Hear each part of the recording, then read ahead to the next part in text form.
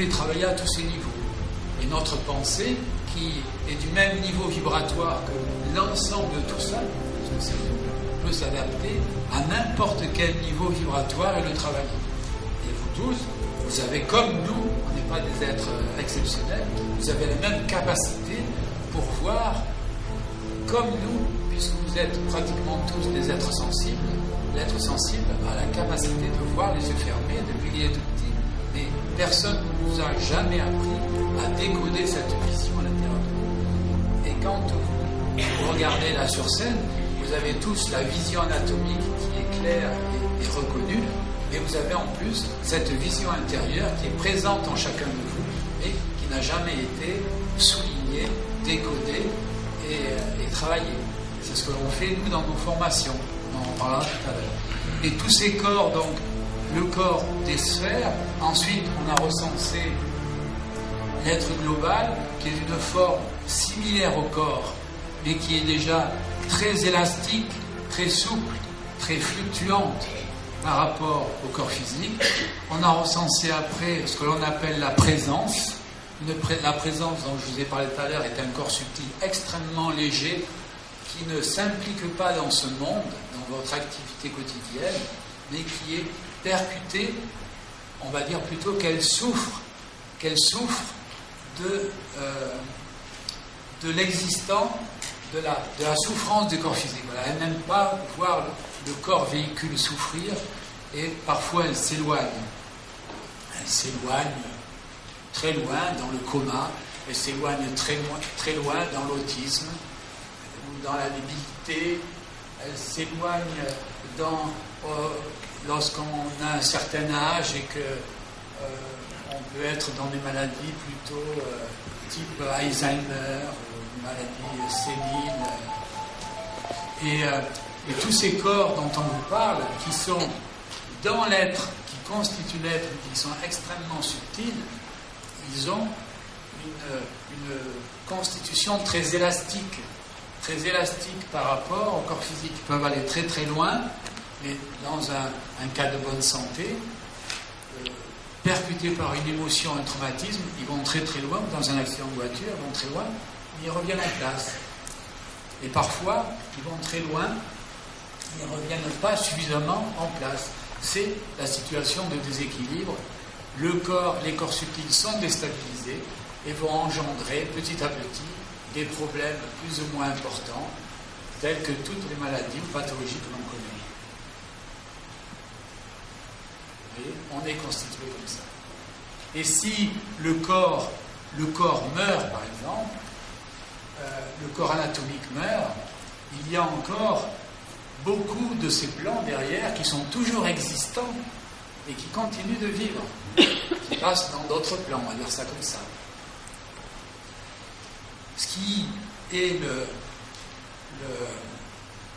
le tronc commun, l'essence de tout ça, c'est que derrière tout cet enchevêtrement de plans, et à travers tout cet enchevêtrement de plans, existe la conscience de soi.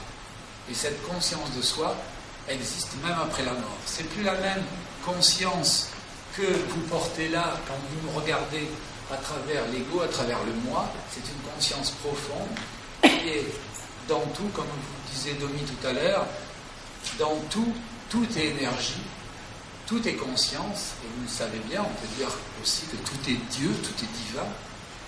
Et cette conscience-là, cette conscience de base, ce fondamental dans toute chose, existe chez nous et est toujours présent à travers tous ces corps. C'est la seule chose qui est immortelle chez nous, complètement immortelle. Le but entre nous serait d'atteindre, et c'est ce que l'on essaie de travailler aussi en énergéologie, d'atteindre cette conscience de soi qui fait que malgré la destruction du corps, on est toujours présent. On n'est plus présent dans le moi, mais on est présent dans l'être et dans le sentiment. On a toujours ce sentiment d'exister. Sur le plan thérapeutique, puisque l'énergiologie, comme il vous l'explique, c'est pas simplement la thérapie, c'est aussi... C'est-à-dire que quand on voit le monde de l'intérieur, on s'aperçoit qu'il n'est pas du tout comme on nous l'a décrit ressenti ou comme on le voit en s'arrêtant aux formes, on s'aperçoit qu'il est ce tronc commun, il est cette énergie commune. Sur le plan thérapeutique, nous, l'énergiologue, donc, comme on vous l'a décrit tout à l'heure, arrive à voir rapidement les contours des déséquilibres énergétiques à l'intérieur du patient. Et en termes d'efficacité de correction, plus l'énergiologue parvient à être profond dans sa vision et dans son intention de correction, plus il a la vision juste et première de la cause du problème, plus il se rapproche des plans profonds du patient, plus la correction a des chances d'être efficace. Mais c'est vrai qu'on parle de déséquilibre d'énergie. L'énergie en elle-même, à tous les plans que ce soit, dans tous les plans que ce soit, n'est jamais habitée par une force saine ou malsaine.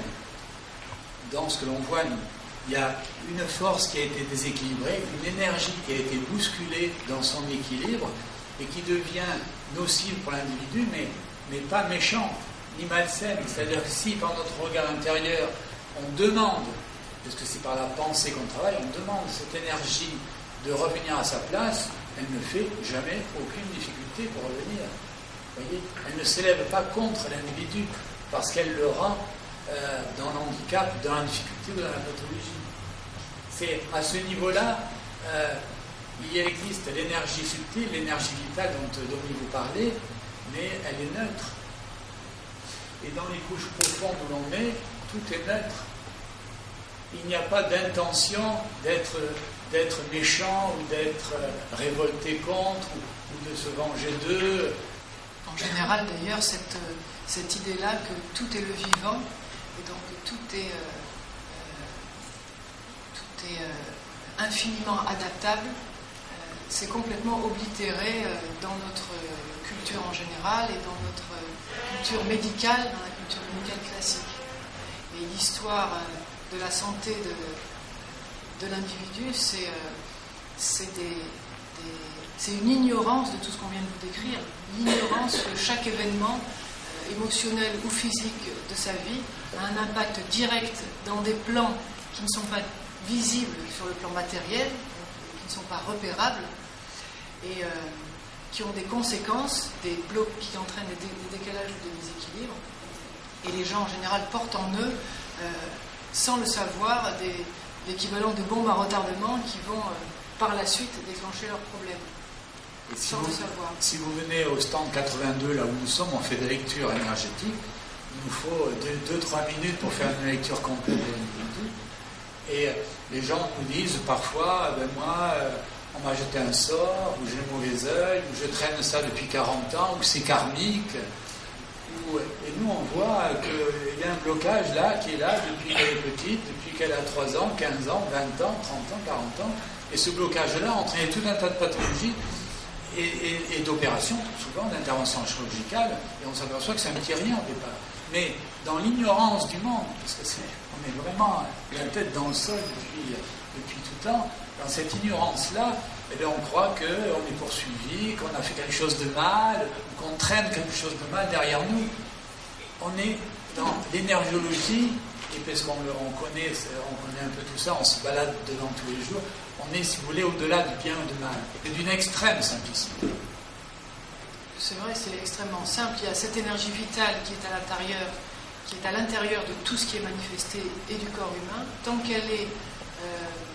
qu'elle peut circuler de façon organisée, globalement, le corps est en bonne santé, c'est-à-dire, en termes énergiologiques, il a la possibilité de s'adapter aux événements qu'il rencontre dans sa vie. Même s'il y a des chocs, les corps énergétiques partent dans un sens et de façon élastique reviennent globalement en place. Quand ça n'est pas le cas, et ce qui arrive souvent parce que dans notre culture occidentale et particulièrement française, on passe son temps à vivre à l'extérieur de soi et dans sa tête, on pense à ce qu'on fait, à ce qu'on dit, à ce qu'on va faire, mais on a très peu de regard sur ce qu'on est à l'intérieur et ce qui se passe à l'intérieur de nous. Et en général, les événements sont subis et se développent intérieurement de façon difficile. Mais encore une fois, dès lors qu'on a la capacité, comme l'énergiologue là, de voir comment l'énergie vitale est empêchée à l'intérieur du corps physique, et de l'aider simplement par un point d'appui un peu conscient à retrouver une circulation de santé, la plupart des problèmes s'améliorent fortement, voire se résolvent très rapidement. Tout ça sans incantation, c'est quelque chose, c'est juste vivant. C'est aussi simple quand vous plantez une graine dans le sol, vous mettez 3 gouttes d'eau, et encore, c'est pas la peine en ce moment, ça pousse tout seul. C'est ça la vie, c'est la même chose à l'intérieur de nous.